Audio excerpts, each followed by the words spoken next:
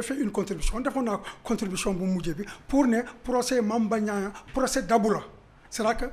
danoo commencé woon si Adji Sarr mais Adji Sarr vraiment sur tous les plans woon nañu que effectivement lii du mën a sotti ko du mën a wéy kenn mënu si condamné Ousmane Sonko man nee naa sax normalement bu ñu toppoon yëf yi comme ni ñu ko war a toppee dossier la boo xam ne warul woon dépasser section de gendarmerie. dossier Adji Sarr. dossier Adji Sarr mais dañ ci profité parce que li nga xam ne aussi mun naa ko wax objectivement dama ne du état moo toog di xalaat ne nañ def complot Ousmane Sonko. ay nit ñoo toog di xalaat ne am nañu information donc occasion la pour ñu fayoon toog Ousmane Sonko parce que dafa leen def lu metti état bi léegi nag gis loolu ne kon ñun tam occasion la gannaaw ñii dana bëgg fexeel Ousmane Sonko nañ ci profité aussi ñu dugal si suñu loxo yëf yi noonu la demee. mais vraiment boo gisee yëf yi nu mu doxee da nga xam ne effectivement vraiment dara taxaw ci. léegi puisque ñoo xam ne ñi procès boole dañ siy laaj. moo tax ñu indi bii donc procès nu mu tuddati Mame Mbaye Niang bi vraiment du dara lu dul rek ñu ngi fexe boo xam ne dañuy fexe ba Ousmane Sonko du dem élection présidentielle. loolu la amul beneen but. waaw du ma dugg si yenn considération juridique yi parce que am naa avocat yu xarañ yoo xam ne ñoo ma gën a maîtriser affaire yi. ñoom xëy na dinañ ci mën a wax mais en fait nañu xam ne objectif bi loolu rek la. nu ñu xañee Ousmane Sonko mu dem élection présidentielle. léegi nag ñoom bu ñu ko xamee rek ñoom ñoo jël seen i motuwaay ba seet effectivement nu ñuy fexe ba loolu dañ koy fànk daal. d'accord procès bi lu mu ñu jot a coûté ci première lu mu jugement bi est-ce que tey jii xel mënoon na accepter que ñi nga xamante ni mooy partie civile bi wala état du Sénégal à travers le procureur dinaan dañuy interjecter appel ba bëgg amalaat procès bi ci délai bu xamante ni jaaxal na ñëpp le 17 avril bii di ñëw. non délai bi dafa jaaxal ñëpp xam nga souvent dañuy ne le temps de la justice n'est pas le temps de la politique et cetera. am naa contribution bu ma defoon dama la ne le temps de la justice n'est-ce pas obéit n'est-ce pas aux oscillations pendulaires du temps de la politique maanaam justice amul temps de temps yëpp mu ngi koy wekk ci li nga xam ne moom mooy agenda politique c'est ça la vérité bu ñu gëmloo leneen et cetera donc gis nga yëf yi nu mu gaawee presque en 15 jours ñu def interjeté appel et cetera donc te loo xam ne daanaka ci ni ma dégg ñuy wax mosul am si tarixu judiciaire du Sénégal donc danoo yàkkamti bi du dara lu dul ñu fexe nu ñuy gàllankoore Ousmane Sonko mu bañ a bokk effectivement ci élection yi bon est-ce qu'ils vont-ils réussir ça dépend li nga xam ne daal moo na am mooy juge bi nga xam ne moom mooy àtte le 17 am na responsabilité individuelle bu rëy devant l'histoire de ce pays là waaw suba li nga xam ne moo mënta xew aussi nga xam ne ay responsabilités yi nga si de la même manière aussi que juge yi nga xam ne ñoo nekk fële conseil constitutionnel parce que toog sa bureau rek bureau climatisé di jël ay décisions yoo xam ne suba dafay indi ay vraiment conséquences yoo xam ne c'est des conséquences macabres aussi te yow dara du la ci fekk cela et tu vas vraiment vaquer tranquillement à tes occupations aussi nañu seet parce que ñi ñaa ngi wax président Macky Sall mais les principaux responsables c'est cela qui lui permettent effectivement éventuellement de se présenter comme candidat à l'élection présidentielle ku nekk vraiment nañu fexe ba déterminer ses responsabilités donc affaire au procès Mame Mbaye Niang bi vraiment finalité bi moom ci boppam sax xam nga ne woon na kontaan na yow raxas nañ sa der ba pare jox nañ la 200 millions taxes loolu doyu la mais quand il a dit que Ousmane Sonko ne pense pas que son inéligibilité passé na donc ça veut dire que effectivement loolu moo doon objectif bi waaw qu'on le rende inéligible aux élections à l'élection présidentielle bii di ñëw loolu rek la amul leneen. mais est-ce que c'est responsable quand même de la part de ñi nga wax noonu mi Mame Mbaye Niang wala le procureur que ñi envisager di amalaat procès bi vu que procès bi lu mu ñu jot a coûté ci première instance yi gis nañ fi quasiment journée morte la woon le 30 mars bi ñu jógee bañ koy jugé banques yeeg écoles yeeg yëpp tëj est-ce que tey jii c'est responsable de leur part ñi waxaat waxu indiwaat procès boobu bu ñu xamee que ni lu mu ñuy coûté ci économie. waaw c'est que ñoom li mu ñuy coûté seen yoon neewu ci. lim yi coûté seen yennoo ci bu banque yi doon tëj ñetti fan bu école yi doon tëj une semaine et cetera bu économie doon nu mu tuddati sax suruxu seen yoon nekku ci ñoom seen objectif dañ ko atteindre rek waaw parce que ils vont se dire que après bu ñu atteindre suñu objectif tout ça effectivement on pourra rattraper ça waaw c'est que jaral na leen lu nekk c'est ça le véritable problème. bu ñuy continuer rek ci actualité politique le président moom Macky Sall woote na dialogue le 3 avril ba muy def li nga xamante mooy discours à la nation moom woote na dialogue mais dialogue bi dafa mel ni du gaaw a am ñu ko tontu vu que opposition bi aussi dañuy braqué ci seen position dañ jàpp que ni président Macky Sall wanu leen sincérité parce que am na ay dialogue yu fi jotul am ak yooyu lan nga jàpp que waruñu rompre li nga xamante ne moom mooy le fil du dialogue wala dialogue dafa war a ànd ak sincérité. non dialogue dafa war a am sincérité xam nga dialogue bu mujj bi mu amee dama ne dialogue bi du sotti. du mujj fen effectivement sottiwul mujjul fen ki nga xam ne moo woote dialogue bi moom ci bopp sam gëmul dialogue bi. kii oote dialogue bi moom si boppam gëmul dialogue bi kii oote dialogue bi ak ni mu oote dialogue bi vraiment ñan la oo si dialogue bi les forces vives de la nation ñan ñooy les forces vives de la nation. Les forces vives de la nation, c'est les travailleurs, c'est les étudiants, c'est les comment dire, c'est les gens de l'opposition, c'est la société civile, c'est les pêcheurs, c'est les agriculteurs. Est-ce que ñooñu ñëpp la aussi dialogue bi en fait dialogue bi nga xam ne moo war a am mooy diggante moom ci boppam nga xam ne moom moo yore pouvoir bi ak ñi nga xam ne ñooy opposition. parce que c'est ça le véritable problème quoi. xam nga dialogue bu njëkk bi benn commission rek moo fonctionné. mooy commission politique bi nga xam ne feu général ñaa yore na ko. mais est-ce que wax nañ ci agriculture dara pêche dara tourisme dara absolument rien du tout donc dialogue bi aussi ki nga xam ne moo ko woote gëmu ko ñi nga xam ne aussi ñoom ñoo nekk de l'autre côté ñu opposition aussi vraiment c'est des gens yoo xam ne ils sont éveillés am nañu vraiment ils ont tiré les leçons du passé xam nañu kii xëy na ñàkk pexe moo tax parce que quelquefois même peut-être que est-ce que cet appel-là n'est pas destiné à l'extérieur pour ne leen effectivement je suis un homme de dialogue. dafa image am. waaw voilà est-ce que aussi c'est pas un élément de langage yu ñuy joxe ñooñam ñi bu ñu demee ci plateau yi ne le président appelé à 2 à 3 ou à 4 reprises au dialogue extra te ñoom ñu xam ne effectivement dialogue bi c'est pas sincère quoi c'est ça la vérité loolu laa jàpp daal. gëmuma sincérité dialogue bi te je crois que vraiment ñi nga xam ne nee nañu du ñu ñëw daal. Vraiment c'est comme c'est une invitation bi rek à la fête de l'indépendance rek waaw. bu ñuy wéyal rek mi question bu sensible quand même parce que dañ koy souvent di dégg ñuy méngale li nga xamante ne mooy 3e candidature au président Macky Sall ak stabilité réew mi ñu bëri nee nañ Macky Sall dafa war a doxal parce que dafa am benn mbir boo xamante ne dañ ko ragal loolu ñu ragal lan la guerre civile la insécurité la lan moo nekk ci réew mi ba tey jii nit ñi di naan ay way président Macky Sall dafa war a wéyal ba 3e mandat vu que dafa am benn instabilité ci réew mi. waaw mais c'est-à-dire que il faut vraiment faire la politique de l'autruche pour bañ a gis ni nga xam ne noonu la réew mi di doxee. 2021 am na lu fi xewoon. oui fan yi passé am na lu xew. te loolu pour benn affaire rek la n'est-ce pas mais li nga xam ne léegi mooy 3e candidature président nu mu tuddati Macky Sall. mais xam nga kooku maintenant ça dépasse même problème opposition. Ça c'est un problème national c'est un problème du peuple sénégalais c'est-à-dire que affaire yi comme j'ai dit. Ce n'est même plus une affaire juridique moom nee na problème juridique bi c'est réglé mais encore faudrait-il que mu jox ñu argument yi nga xam ne moom la ko conseil constitutionnel jox vraiment qu'il étale ça sur la voie sur la place publique ñu mën a xam est-ce que lii am na wala amul et cetera mais ay waxam kese la effectivement te wax dëgg yàlla avec tout le respect que je dois au président Macky Sall moom ay waxam vraiment gëmatuma ko parce que tebbi na ko ay yoon n'est-ce pas donc li nga xam ne ñi ragal nañ ko parce que Alioune Tine am na terme boo xam ne employé na ko fi wax guerre civile bon vraiment il y a des cris d'orfraie un peu partout c'est un oiseau de mauvais augure et cetera mais Alioune Tine daf ko wax en connaissance de cause dafa bëri expérience yi dëkk Afrique yi donc am na loo xam ne xosetu almet rek bu amee mun na taal dëkk et cetera n'est-ce pas lan moo taal Tunisie et cetera benn marchand ambulant et cetera donc dañ koo gis c'est que nit ñi nag dafa bëri comme ni ma ko wax ay naafeq dañuy gis dëgg ragal a ko wax et naafeq boo xam nga ci fu mu grave mooy c'est surtout de la part de nos intellectuels là de l'élite là dañuy xam li xew n'est-ce pas xam ak def seen analyse ba xam ne lii moo am waaye ñu teggi ko fële vraiment pour les beaux yeux du prince ñuy def leneen quoi te effectivement lu nekk mën na xew parce que quand même Macky Sall il n'a qu'à respecter boppam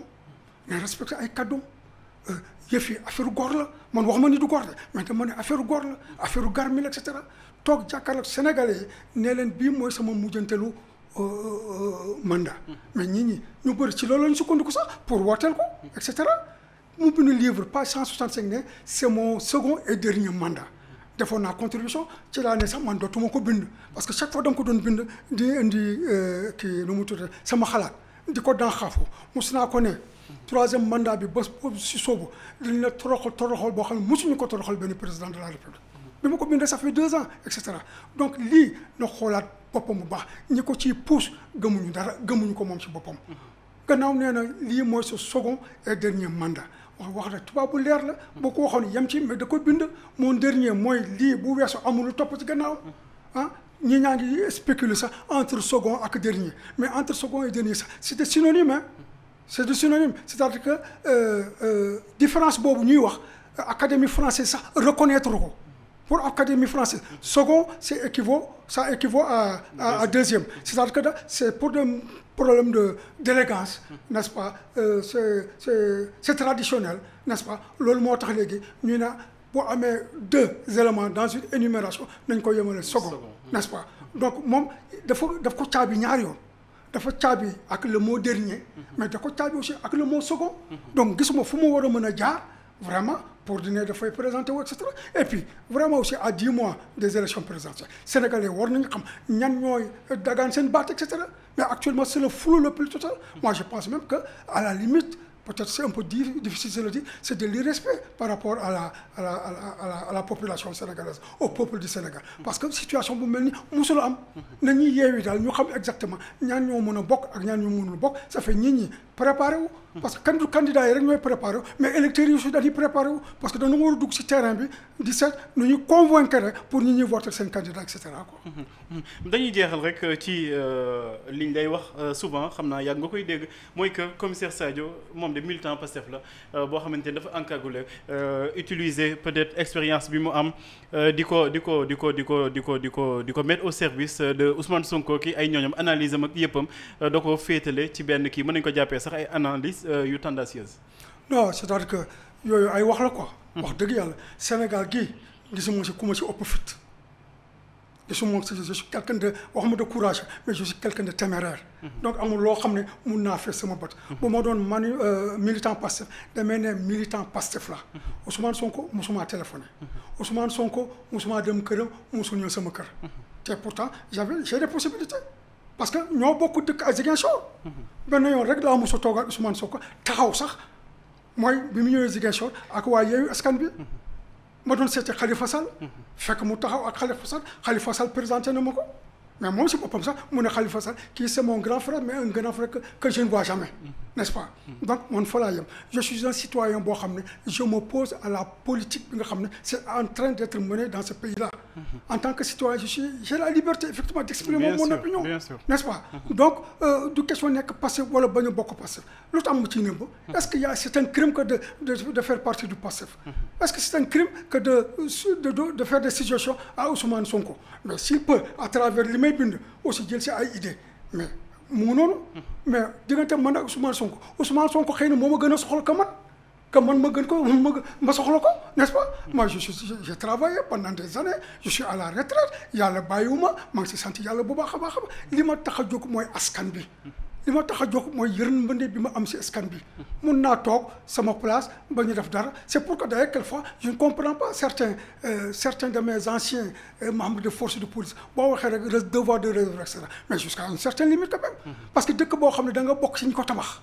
ñun ñi nekk retraité yëpp force de défense et sécurité muy généraux yi muy colonels yi commandants yi même les hommes du rang on a participé à la construction de ce pays-là. nous avons participé à l'édification de cette république-là est-ce que c'est normal ñu toog di gis ay mais inexperts des excusez-moi de terme mais des ministres absents mooy ay ñoo xam ne tekkiwuñu dara di yàq dëkk bi ñu toog croiser les bras sous prétexte que waruñoo wax. mais quand même ça c'est impensable à supposer que man tey jii est-ce que amu droit nekk président de la république. ah bien sûr. waaw léegi bu ma nar a nekk président de la République est-ce que du ma critiquer régime bi.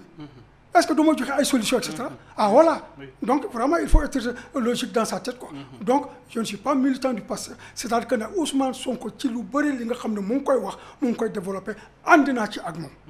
lu bëri parce que c'est pas la personne d'Ousmane Sonko rek moo intéressé nit ñi. foofu la quelquefois état bi du juumee quoi. c'est l'idéal qu'il représente. waaw idéal bi nag da ko traduire ci benn vision. souvent vision boo ko exprimer si benn ñaari phrase mu koy def léegi nag moo am ay programme moo tax bu ma toogee di dëgg ñi ne Ousmane Sonko amul programme et cetera je me dis vraiment ça c'est le summum de la bêtise quoi. vraiment c'est le summum de la bêtise quoi. n'est-ce pas donc ñu bëri yoo xam ne nekkuñu Pastef du ñu sympathisant Pastef sax mais li nga xam ne mu ngi koy defal mais Ousmane Sonko sa discours bu muy tenir mais c'est pas il n'est pas le premier à tenir ce discours là. c'est pas du nouveau pour ñun ñi nga xam ne yàgg nañu fi si biir politique bi mais c'est-à-dire que il a quand même quelque chose d'exceptionnel c'est-à-dire que il a un parcours exceptionnel ñu bëri nag côté boobu côté éthique boobu moo tax ñu koy topp ko donc vraiment si j'étais membre du PASTEF je m'en serais comment dire enorgueilli j'en serais fier mais je ne suis pas membre du PASTEF. D'accord n'est-ce pas. bon nit la koo xam ne naw naa ko xam naa ni yàlla teg na loxo ci moom bon ba ñu gis leneen waaw je ne dirais pas que 2024 ni ko nit ñi di wax ni mooy nekk président de la République man jullit laa du ma wax loolu. kooku yàlla sunu borom rek moo ko xam mais vraiment naw naa ni nga xam ne noonu lay waxee quelquefois c'est un homme comme tout le monde. quelquefois il manque am na expérience bu muy am. am na ay erreurs yu muy def. peut-être que quand j'aurai l'occasion toogaa moom dinaa ko ni lii bu ko di waxati lii bu ko di defati et cetera. waaw mais vraiment li ma am si xalaat maa ngi koy jox à la disposition des populations. askan bi laa ko jox. ku nekk naa nga seet li nga si njëriñoo. waaw boo si gisee njëriñ nga jël ko boo yaakaar ni xëy na ay wax kasaw laay wax mais jëlal nga sànni fële. d'accord joxe sa xam-xam ak sa expérience sa expertise li nga xamante mooy askan bi mais dans un cadre formel lan moo tere tey jii ñu jël yéen ñi nga xamante ne ay anciens ngeen wala yi nga xamante ne da ngeen nekk à la retraite ñu dugalaat leen ci fonction publique ngeen di jéem a tette ak di partager seen expérience ak ñi nga xamante ne ñooy ndaw yi. mais loolu la ñuy déplorer c'est que y a une mauvaise gestion des seniors ici dans ce pays-là. dëkk yu bëri États-Unis Israël boo demee mais c'est ñi nga xam ne xëy na ñooy diriger service de renseignement yi. ñoo nekk ci président de la République mais ay mag lañu ils disposent toujours de leur fraîcheur intellectuelle. ils ont toujours la capacité physique de se mouvoir et cetera. surtout que jamono bi vraiment tu n'as pas besoin d'aller dans un bureau. t'as pas besoin d'aller dans un bureau bu ndax laajee sa xalaat ci mbir mi nga wax ko mais nga envoyé ko. mais waa ji jot ko lire ko lim si soxla mu soxla ko sax mais ici il y a une mauvaise gestion des seniors. des gens yoo xam ne ils ont toujours de l'expérience et cetera mais malheureusement nag da leen xaw a beddi ça c'est du gâchis. parce que le problème c'est pas opposer génération mag yi ak génération déedéet nañ def osmose. ñu seet ñu ñëpp effectivement naka la ku nekk di indi xale yi indi seen dynamique indi seen modernité seen xarala yu bees et cetera. ñun ñoo nekk sur expérience parce que am na loo xam ne diplôme. nu mu tuddee njàng mënu ko remplacer. waaw quelqu'un qui a fait 30 ans 40 ans dans un service par exemple de sécurité mais tu as beau être agrégé mais si tu n'as fait que 2 ans ou 3 ans dans un service de police. mais d'expérience et cetera. bon léegi état bi kay moo war a xool léegi comment est-ce que s'organiser même balaa état bi ko def sax moi je pense que sax ñi nga xam ne ñoo yore yenn services yi. war nañu mun seen biir sax. jël seen initiative bopp ne ko j'ai des anciens qui m'ont précédé ici naka lay fexe ba de temps en temps dans le cadre de réunions informelles ou même formelles naka lay dafay échanger ak ñoom impliqué leen ci biir surtout que ce sont des gens yoo xam ne ils ont une immersion sociale boo xam ne amu leen ko parce que ñoom génn nañu ñu ngi ci biir askan bi ñu ngi déglu lu askan bi di wax loo xam ne yéen peut-être vous êtes un peu reculé xëy na mun na leen di baax et cetera nous comment dirais-je nous en sommes décalés de nos anciennes fonctions mais nous nous en sommes pas détachés moo tax ñuy suivre di seet effectivement lan moo xew ko. en tout cas c'était un plaisir vraiment di ko recevoir ci suñu plateau ci jotaayu PMD moom le commissaire Boubacar Sadio moo nekkoon suñu gan tey ci Opinion Libre TV ci jotaayu PMD di ko jox rek mu jox kàddoom gu mujj laata ñuy tëj émission bi. waaw sama kàddu gu mujj mooy di ñaan rek jàmm am si réew mi te jàmm moom balaa muy am si réew nañoo waxante dëgg moo ko lal waaw bu dëgg amee. bu justice amee jàmm dina yomb saxal ci réew mi mais fekk dëgg amul naar fekk di bëri fii justice ñàkk fi effectivement pour jàmm am vraiment dina xaw a jafe li nga xam ne nag loo xam ne kenn mënu ci ñàkk a wax mooy ñu ngi jublu ci ay élections présidentielles am na message boo xam ne vocal boo xam ne defoon naa ko te dama ci kontaan tey parce que dama lancé woon un appel pour ne Sénégalais yi ak boor boo leen munti féete dem leen ngeen bindu ji pour que fichier électoral bi ñu yóbbu ko à 9 millions d'électeurs effectivement ne woon naa leen nag bu leen def li ngeen daan def maanaam di yaa fuus ba nga xam ne des na ñaari fan ngeen dem di bindu ji léegi da ngeen di wëlbati affaire yi c'est-à-dire que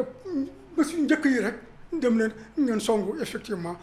bureau d'inscription effectivement foog naa loolu la ñu gis loolu daal ma rafetlu ko lool mu ñu inscrire léegi suñu carte mooy suñu doole léegi carte boobu moo ñu permettre ku ñu bëgg te gis fi ñu jëlee la fi képp ko xam ne ku nekk yaakaar nga ni diw boo ko fi tegee mu saafara la mbir mi nga wooteel ko un point intérêt donc encore une fois maa ngi ñaan vraiment jàmm si réew mi ñi nga xam ne am nañu xalaat yu ñaaw ay xalaat yu yoo xam ne tegginewul et cetera vraiment jeunes yi aussi vraiment actuellement comme ni ñuy waxee ñoom ñoo moom mooy vent je crois que noonu ngeen koy waxee et cetera donc ñoom seen bopp li ma leen di xiir mooy damay dëgg ñuy wax Ousmane Sonko xam naa dinañu ma waxati mu ngi waxati affaire Pastef damay dëgg ñu ne Ousmane Sonko mu sell mi c'est que Ousmane Sonko rek moom rek warul sell